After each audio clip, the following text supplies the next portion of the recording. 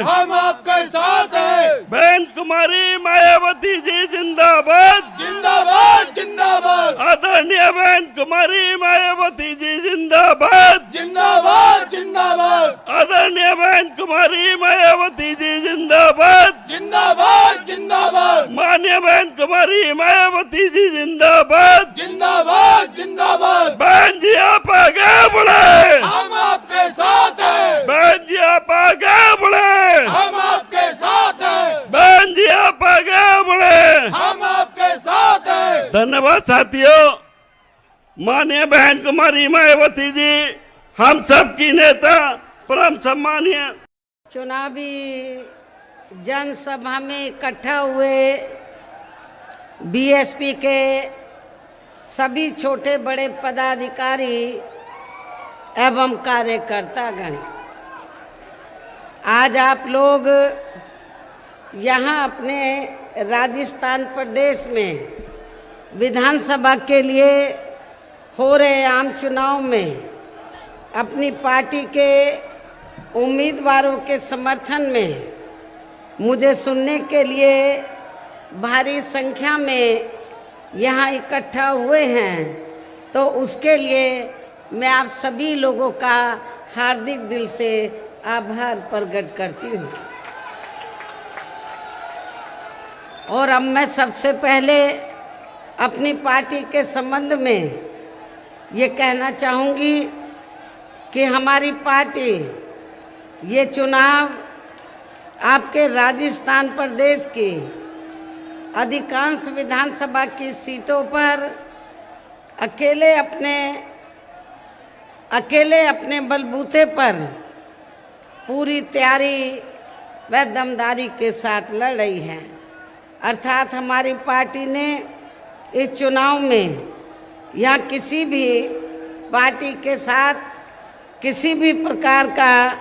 कोई भी चुनावी समझौता आदि नहीं किया है।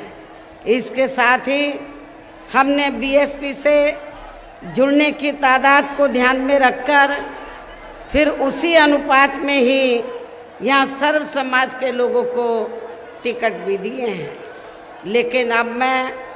इस हो रहे विधानसभा चुनाव में आप लोगों का ध्यान अपनी पार्टी बीएसपी को कामयाब बनाने के लिए कुछ ज़रूरी बातों की तरफ दिलाना चाहती हूँ। और इस संबंध में सबसे पहले मैं आप लोगों को ये कहना चाहूँगी कि अपने देश को आज़ाद हुए व भारतीय संविधान को भी लागू हुए अब वर्षों बीत चुके हैं, और इस लंबी अवधि में केंद्र व आपके प्रदेश में भी यहाँ विभिन्न विरोधी पार्टियों की सरकारें रही हैं।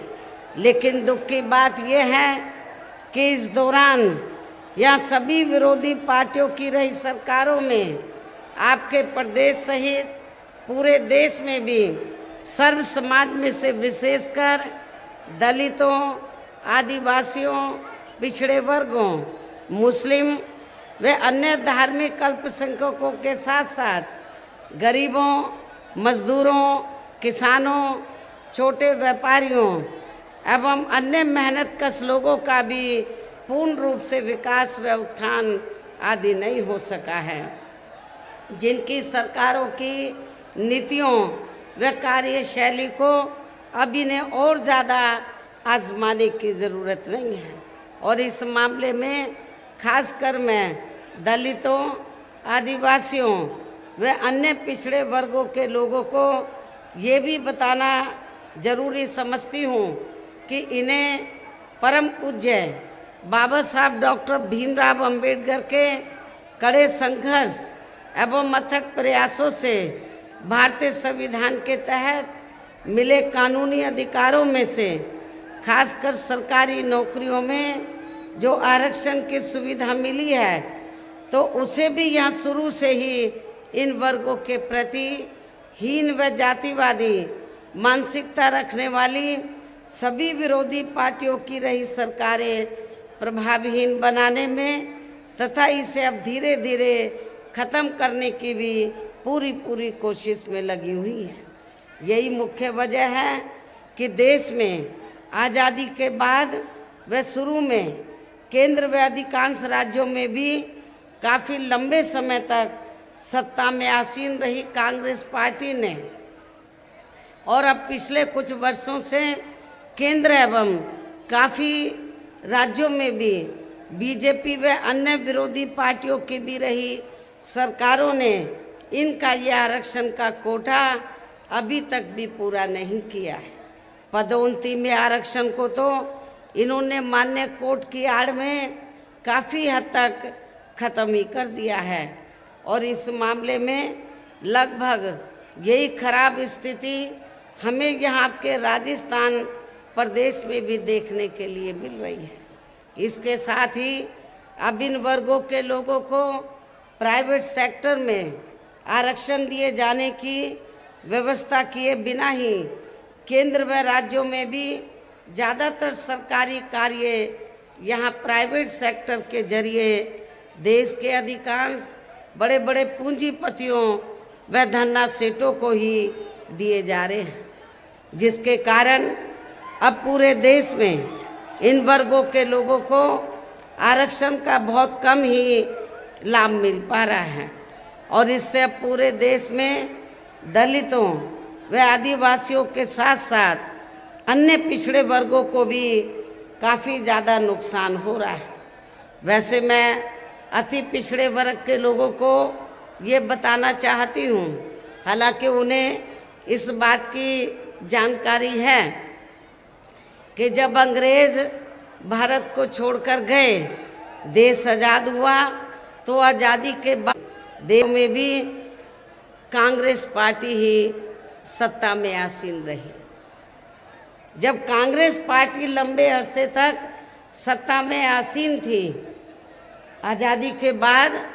तो तब अति पिछड़े वर्ग के लोगों ने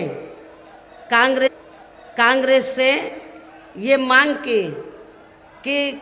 कमीशन बैठाया जाए एक, और उनको SC ST की तरह सरकारी नौकरियों में, शिक्षा में, अन्य और क्षेत्रों में भी अति पिछड़े वर्ग के लोगों को आरक्षण मिलना चाहिए। पहले काका कालेलकर कमीशन बना, उसकी रिपोर्ट कांग्रेस ने रद्दी की टोकरी में डाल दी। फिर मंडल कमीशन बना, उसकी रिपोर्ट आई, लेकिन केंद्र में रही कांग्रेस पार्टी की सरकार ने अति पिछड़े वर्ग के जो लोग थे तो उनको ये आरक्षण का लाभ देना उन्होंने बेहतर नहीं समझा, और मंडल कमीशन की रिपोर्ट को लागू नहीं किया। तो तब हमारी पार्टी बनी थी, तो हमारी पार्टी ने पूरे देश भर में कांग्रेस पार्टी के खिलाफ अति पिछड़े वर्ग के लोगों को आरक्षण दिलाने के लिए, मंडल कमीशन की रिपोर्ट को लागू करवाने के लिए पूरे देश भर में आंदोलन किया, धरना प्रदर्शन किया। लेकिन कांग्रेस पार्टी जो आज अति पिछड़े वर्ग के लोगों को, खासकर अति पिछड़े वर्ग के लोगों को जो ये कह रही है, उनके नेता ये कह रहे हैं कि हम जातीय जनगणना चाहते हैं, तो ताकि अति पिछड़े वर्ग के लोगों को उनको उचित लाभ मिले उनके आबादी के हिसाब से। लेकिन मैं कांग्रेस के नेताओं से ये पूछना चाहती हूँ कि जब मंडल कमीशन की रिपोर्ट लागू कराने की बात आई तो आपने इसको लागू नहीं किया। तो इनके दो चेहरे हैं, अति पिछड़े वर्ग के लोगों के वोटों को लेने के लिए आज ये जातीय जनगणना की बात कर रहे हैं, और जब मंडल कमीशन की रिपोर्ट आई तो उसको इन्होंने लागू नहीं किया, और अति पिछड़े वर्ग के लोगों को कांग्रेस पार्टी की सरकार ने आरक्षण का लाभ नहीं दिया। जबकि अन्य पिछड़े वर्गों के लोगों को ये भी मालूम होना चाहिए, इन्हें मंडल कमीशन की रिपोर्ट के तहत आरक्षण की सुविधा केंद्र में कांग्रेस पार्टी की रही सरकार में नहीं मिली है, बल्कि बीएसपी के कड़े संघर्ष एवं अथक प्रयासों से ही केंद्र में रही श्री बीपी सिंह की सरकार में इन्हें ये आरक्षण की सुविधा मिली है, जिसका अब यहाँ जातिवादी विरोधी पार्टियों की सरकारें इन्हें पूरा लाभ नहीं दे पा रही हैं। इसके साथ ही श्री बीपी सिंह की सरकार में इन वर्गों के मसीहा परम पूज्य बाबा साहब डॉक्टर भीमराव अंबेडकर को भी यहाँ भारत रत्न की उपाधि से सम्मानित किया गया, जिसके लिए वो हर प्रकार से पात्र भी थे, जो बहुत पहले ही इनको ये सम्मान मिल जाना चाहिए था, जिसके लिए विशेषकर कांग्रेस पार्टी प्रमुख तौर से जिम्मेवार व कसूरवार भी है। कांग्रेस जब केंद्र में थी, हमारे लोगों ने, बाबा साहब के अनुयायियों ने उनसे ये बहुत सिफारिश की, उनसे मांग की कि बाबा साहब को भारत रत्न की उपाधि से सम्मानित किया जाए, लेकिन कांग्रेस ने सम्मानित नहीं किया। तो तब आगे जाकर तो बीएसपी के अथक प्रयासों से श्री बीपी सिंह की सरकार में परम पूज्य बाबा साहब डॉक्टर अंबेडकर को भारत रत्न की उपाधि से सम्मानित किया गया। इससे इन वर्गों के प्रति कांग्रेस पार्टी की, खासकर कांग्रेस पार्टी की हीन व जातिवादी मानसिकता साफ झलकती है, जिस कांग्रेस पार्टी ने फिर इनके कारवां को आगे बढ़ाने वाले व हर मामले में समर्पित व्यक्तित्व मान्यवर श्री कांशीराम जी के देहांत होने पर केंद्र में रही इसी कांग्रेस पार्टी की सरकार ने इनके आदर सम्मान में एक दिन का भी राष्ट्रीय शोक घोषित नहीं किया था। यहाँ मैं इन वर्गों के मामले में ये भी कहना चाहूँगी, केंद्र द्वारा अभी हाल ही में देश की लोकसभा व राज्य विधानसभाओं में महिलाओं को जो 33% आरक्षण देने की व्यवस्था की गई है, तो उसमें SC ST व OBC वर्गों की महिलाओं को अलग से कुछ भी आरक्षण नहीं दिया गया है। इतना ही नहीं, बल्कि इन वर्गों के लोगों को जुल्म जाति से निजात दिलाने के लिए जो भी अनेकों नियम व कानून आदि बने हैं, तो उन पर भी केंद्र व अधिकांश राज्यों की भी सरकारें सही से अमल नहीं कर पा रही हैं, जिससे अब यहाँ खासकर दलितों व आदिवासियों एवं अन्य पिछड़े वर्गों के ऊपर शोषण करने वाले लोगों का मनोबल और भी ज़्यादा बढ़ रहा है। और ये सब हमें यहाँ आपके राजस्थान प्रदेश में भी काफ़ी कुछ देखने के लिए मिल रहा है। इसी प्रकार हमें पूरे देश में मुस्लिम व अन्य धार्मिक अल्पसंख्यक समाज के लोगों की भी हालत कोई खास अच्छी नज़र नहीं आती है। इनके साथ साथ अपर कास्ट समाज में से खासकर गरीब लोगों की भी आर्थिक स्थिति अभी भी पूरे देश में यहाँ काफ़ी ज़्यादा खराब व दयनीय ही बनी हुई है। और देश में पहली ये पार्टी थी बीएसपी, जिसने अपर कास्ट समाज में से गरीब लोगों को आर्थिक आधार पर आरक्षण देने के लिए केंद्र की सरकार से वकालत की थी। इनके अलावा आपके प्रदेश सहित पूरे देश में सर्व समाज में से विशेषकर यहाँ गरीब, मजदूर, किसान, कर्मचारी, व्यापारी एवं अन्य मेहनतकश लोग भी अपनी विभिन्न समस्याओं को लेकर अभी भी हमें काफ़ी ज़्यादा दुखी ही नज़र आ रहे हैं। और इनमें से किसान वर्ग तो केंद्र की वर्तमान भाजपा सरकार द्वारा बनाई गई उनकी गलत नीतियों के कारण काफ़ी ज़्यादा परेशान व आंदोलित भी रहा है। लेकिन इन सब की मुख्य वजह हमारी पार्टी केंद्र व आपके राजस्थान प्रदेश में भी यहाँ अब तक की रही सभी विरोधी पार्टियों की सरकारों की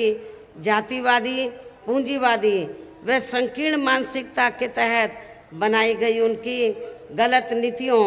एवं गलत कार्य प्रणाली को ही काफ़ी हद तक जिम्मेवार मानकर चलती है। और इस मामले में खासकर इनकी गलत आर्थिक नीतियों की वजह से ही आए दिन यहाँ पूरे देश में गरीबी, बेरोजगारी व महंगाई आदि भी काफ़ी ज़्यादा बढ़ रही है। हालांकि इस मामले में शुरू से ही हमारी पार्टी केंद्र व राज्य सरकारों से भी हर स्तर पर ऐसी नीति अपनाने की लगातार ये मांग करती आ रही है कि देश में कुछ गिने चुने पूंजीपतियों व धन्ना सेठों का विकास होने की बजाय बल्कि यहाँ गरीब व आम लोगों का ही विकास होना चाहिए। तभी फिर सही मायने में यहाँ की आम जनता अपनी गरीबी, बेरोजगारी, महंगाई व अन्य और भी समस्याओं से काफ़ी हद तक निजात पा सकती है। इसके साथ साथ अब अपने देश में भ्रष्टाचार भी हर स्तर पर काफ़ी ज़्यादा बढ़ा है, जिससे आपका खुद का अपना राजस्थान प्रदेश भी अछूता नहीं रहा है। आप लोगों को मालूम है कि यहाँ किस्म किस्म की आए दिन डायरी की चर्चा होती रहती है। अब कौन इसमें बेईमान है, कौन नहीं है, ये तो जांच का विषय है। और इन सब के लिए हमारी पार्टी आज़ादी के बाद से लेकर अभी तक केंद्र व देश के अधिकांश राज्यों में तथा आपके खुद के अपने राजस्थान प्रदेश में भी ज़्यादातर सत्ता यहाँ गलत पार्टियों में से खासकर कांग्रेस, बीजेपी व इनकी सहयोगी पार्टियों के हाथों में ही आने को मानकर चलती है। और इन सभी विरोधी पार्टियों को हमारी पार्टी इसलिए भी जिम्मेवार मानकर चलती है क्योंकि आज़ादी के बाद से लेकर अभी तक लगभग ये सभी विरोधी पार्टियां केंद्र व देश के अधिकांश राज्यों में भी ज़्यादातर यहाँ बड़े बड़े पूंजीपतियों व धन्ना सेठों की ही आर्थिक मदद से सत्ता में आती रही हैं। और सत्ता में आ जाने के बाद फिर ये पार्टियां अधिकतर मामलों में अपनी आर्थिक व अन्य सभी नीतियां यहाँ आम जनता की समस्याओं को दूर करने के हिसाब से तैयार नहीं करती हैं, बल्कि देश के उन बड़े बड़े पूंजीपतियों व धन्ना सेठों को ही फायदा पहुंचाने के हिसाब से अपनी अधिकांश नीतियां तैयार करती हैं, जिनके धन व बल से चुनाव लड़कर ज़्यादातर ये पार्टियां केंद्र व आपके राज्य सहित देश के अन्य राज्यों में भी अभी तक क्या सत्ता में आती रही हैं, जिसके कारण ही अब पूरे देश में व आपके खुद के अपने प्रदेश में भी अभी भी हमें यहाँ सर्व समाज के लोग अधिकांश मामलों में अपनी विभिन्न समस्याओं को लेकर काफ़ी ज़्यादा दुखी व परेशान ही नज़र आते हैं। जबकि पूरे देश में बीएसपी की ही अकेली एक ऐसी पार्टी है जो विरोधी पार्टियों की तरह देश के बड़े बड़े पूंजीपतियों व धन्ना सेठों की आर्थिक मदद से नहीं बल्कि अपनी पार्टी के ही आम कार्यकर्ताओं की आर्थिक मदद से चुनाव लड़कर यहाँ केंद्र व राज्यों की सत्ता में आना चाहती है, ताकि हमारी पार्टी सत्ता में आने के बाद फिर बिना किसी दबाव के वे आज़ाद होकर सर्व समाज के लोगों की सभी समस्याओं का समाधान करके के लोगों के ऊपर किसी भी प्रकार की कोई भी जुल्म जाति आदि नहीं होने दी है, बल्कि हमारी पार्टी की रही सरकार ने वहाँ जुल्म जाति करने वाले लोगों को